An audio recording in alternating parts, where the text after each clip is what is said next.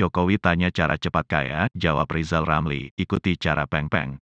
Istilah peng-peng diperkenalkan ekonom senior Dr. Rizal Ramli beberapa tahun lalu saat dia masih menjabat Menko Maritim dan Sumber Daya periode tahun 2015 sampai tahun 2016.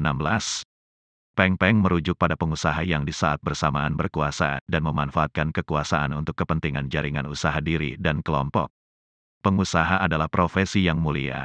Jadi penguasa juga demikian, ujar Rizal Ramli ketika berbicara pada hal mantan Presiden Abdurrahman Wahid bulan Januari tahun 2016.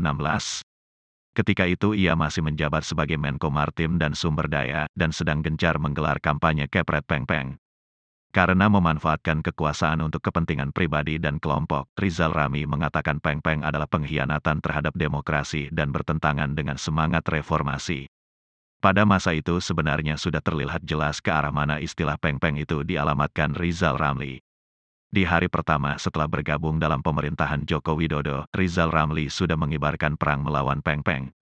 Dia tidak sungkan mengkepret pihak-pihak yang patut diduga melakukan praktik peng-peng.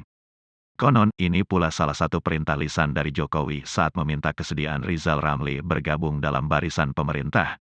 Salah satu pihak yang terganggu dengan kampanye perang melawan peng-peng itu adalah Yusuf Kala. Ketika itu ia adalah wakil presiden.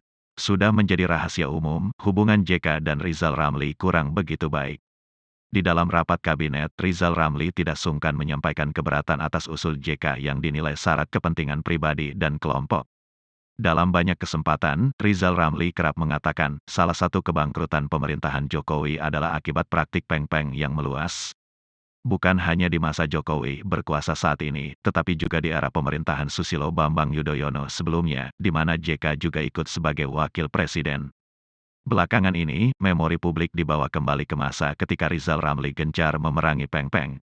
Rizal Ramli yang juga pernah masuk dalam tim penasehat ekonomi PBB bercerita bahwa dirinya pernah bertemu empat mata dengan Presiden Jokowi. Di dalam pertemuan itu, Jokowi mengajukan pertanyaan, bagaimana bisa menjadi salah seorang terkaya di Indonesia dalam waktu singkat? Pertanyaan itu tidak langsung dijawab Rizal Ramli. Rizal Ramli mengatakan, dirinya membutuhkan gambaran yang lebih jelas atas hal yang sedang ditanyakan Jokowi.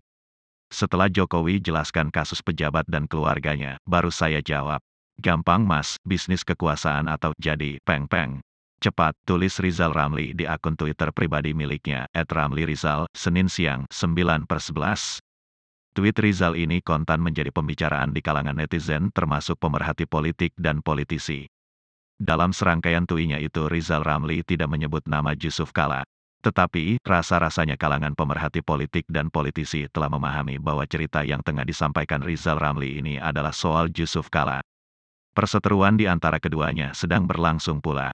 Awalnya adalah Rizal Ramli yang mengatakan selalu diganjal JK, baik di era SBY maupun di era Jokowi. Rizal Ramli merasa langkahnya dihentikan JK dan para pendukungnya karena dianggap berbahaya bagi kepentingan kelompok usaha JK dan para pendukungnya itu. Lalu, JK membalas. Katanya, Rizal Ramli tidak pernah diperhitungkan baik SBY maupun JK. JK juga menuding Rizal Ramli sebagai pejabat yang tidak bisa bekerja bersama tim dan kerap marah-marah.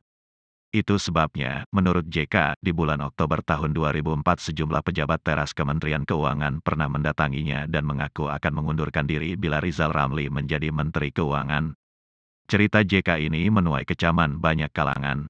Dari pantauan redaksi, sebagian besar yang netizen yang berkomentar mengatakan lebih percaya Rizal Ramli daripada JK. Kelompok eselon yang protes itu diduga khawatir tidak bisa leluasa bila Rizal Ramli kembali jadi Menteri Keuangan. Rizal Ramli memang bukan pejabat murahan yang dapat dipermainkan bawahan. Sikap tegas dan komitmen yang tinggi pada pekerjaan memensejahterakan rakyat telah diperlihatkannya sejak ditunjuk Gus Dur menjadi Kepala Bulog juga Menko Perekonomian.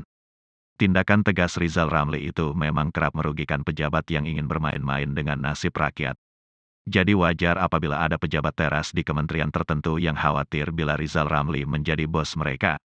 Kembali ke pertemuan empat mata antara Rizal Ramli dan Jokowi. Tak lama setelah Jokowi mendengarkan jawaban dari Rizal Ramli tentang cara menjadi salah seorang terkaya di Indonesia dalam waktu singkat, sang peng-peng langsung dicopot Jokowi dari jabatan Wakil Ketua Tim Penilai Akhir Pejabat Eselon I dan BUMN.